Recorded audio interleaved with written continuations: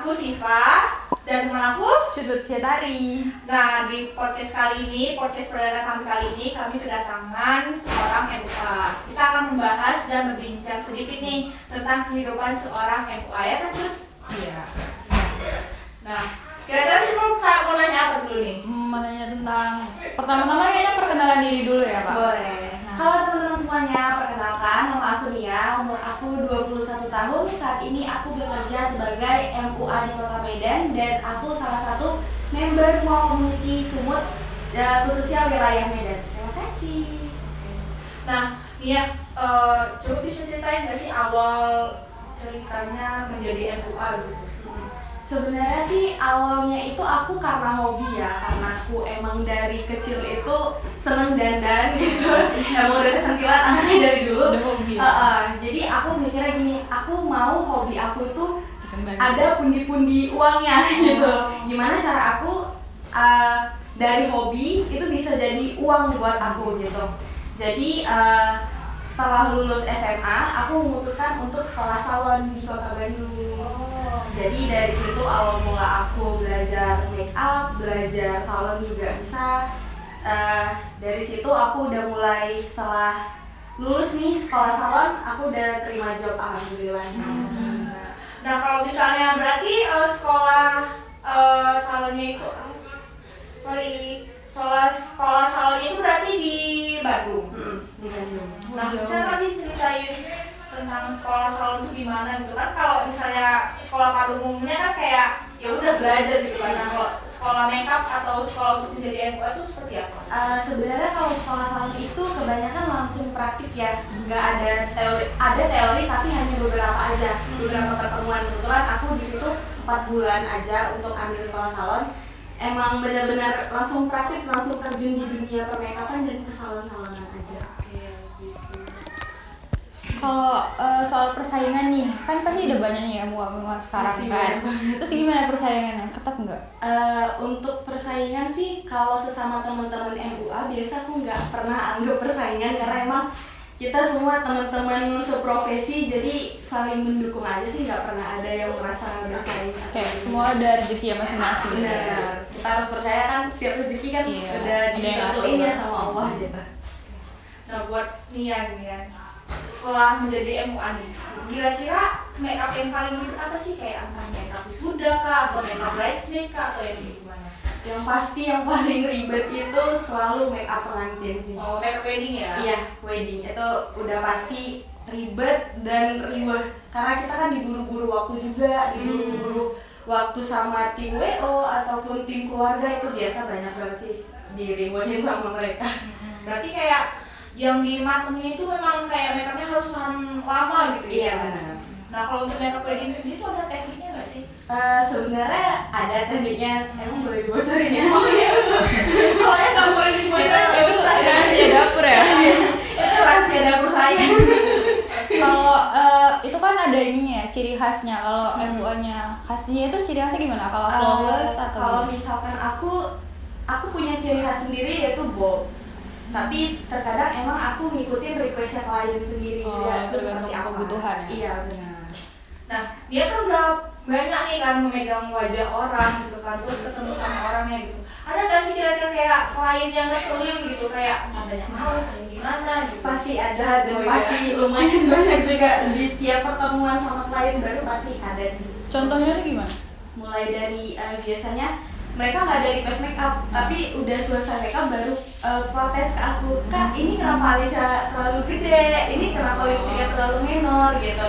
Nah biasanya kalau misalkan aku begitu karena emang namanya kita penjual ya, pembeli itu kan adalah raja ya, jadi ya udah mau nggak mau aku benerin, bukan mau nggak mau emang harus aku benerin sih gitu.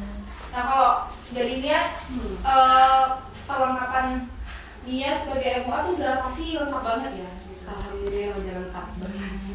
Itu gimana? Mengumpulkan perlengkapan yang banyak, pastinya ribet kan? Habis itu kita harus perlu untuk entertain, kita harus perlu ring light, perlu tripod, perlu kamera tuh. Dia bertahap kah atau langsung kayak jadi gitu setelah sekolah langsung aku punya semua gitu? Alhamdulillahnya aku peralatan-peralatan juga banyak didukung sama abang aku, sama kakak aku, kayak aku dibeliin kamera sama abang aku, ring light alhamdulillahnya aku dari kakak aku, dan yang pasti beauty cash itu dari orang tua aku sih. Oh, udah dibekalin gitu ya? Iya gitu. benar. Terus kalau pengalamannya itu apa aja yang pernah Nia rasakan? Yang paling berkesan gitu selama jadi MUA? Yang paling berkesan sih pastinya dimarah-marahin sama keluarga pengantin ya, itu yang paling berkesan banget. Dan yang marah tuh keluarganya? Iya. Bukan pengantinnya? Enggak. Itu Emang kan kalau nikah emang acara keluarga, bukan acara kita lagi. Iya bener. Itu pasti ada sih, selalu ditegur sama pihak keluarga pengantin wanita ataupun lakinya, pasti ada ditegur sih, mulai dari ini biasanya kurang menor buat wedding gitu. Padahal aku nggak buat riasan itu tergantung request klien kita gitu. Terus caranya menghadapi kayak udah kayak, apalagi itu kan pasti kan kita juga jelek dong pastinya, kayak karena nih ya aku tuh kan fotografi juga kan, jadi kayak kadang-kadang kayak banyak mau nggak ngerti gitu, tapi kayak mau nggak mau harus dihadapi gitu kan. Nah kalau Nia cara menghadapi banyak mau itu gimana? Biasanya sih aku lebih kasih ke pengertian aja ya, misalkan kayak maaf ibu ini sesuai request kakaknya gitu, atau kalau misalkan emang aku udah kesel banget, biasa aku lebih milih tinggalin dulu, aku ke toilet dulu sih. Jadi nggak sambil lagi kan? Tarik nafas, buang nafas. Karena kalau misalkan aku lagi kesel terus aku hadapin, itu makin kesel, jadi kayak mending aku skip dulu, aku bentar ya ibu saya izin ke toilet dulu. Biasanya sih kayak gitu ya, daripada dihadapin kan emosi takutnya malah berantem gitu ya. Terus kalau tentang harapan nih ke depannya, gimana? Harapan aku buat aku sendiri, semoga makin sukses pastinya, makin banyak job, dan untuk teman-teman MUA semuanya aku harap juga kita sukses bersama, dan ya sih sukses bersama ya, dan tidak ada kata persaingan di antara kita gitu. Nah, BTW ini ya, aku mau nanya nih, Kak Nia nih sebagai orang yang menyediakan jasa makeup itu berapaan sih kira-kira gitu? Kebetulan aku kan karena masih baru ya, baru 3 tahun di dunia MUA, jadi aku nggak matokin harga yang cukup tinggi. Bisa dibilang harganya itu masih terjangkau, sekitar mulai dari 200.000 sampai 1,5 juta sih. Tergantung event ya? Iya, tergantung acaranya juga. Kalau misalnya kayak kami ini bentar lagi kan kami mau makeup sudah nih gitu kan. Nah, kadang gini nih ya, aku tuh kalau nengok-nengok di TikTok gitu kan, ada yang kayak pakai krim dokter lah gitu kan, jadi kulitnya licin gitu. Nah, jadi tuh teman-teman nih yang mau make upan gitu, apa sih preparation atau persiapan nih untuk di make up biar hasilnya tuh bagus, flawless gitu? Biasanya sih aku selalu wanti-wanti ke klien aku, minimal kalau misalkan dia ada menggunakan krim dokter itu harus di skip dulu minimal 3 hari, karena biar kulit wajahnya tuh netral lagi. Apalagi kalau misalkan yang udah licin banget itu muka itu pasti bakal make upnya tuh susah nempel gitu.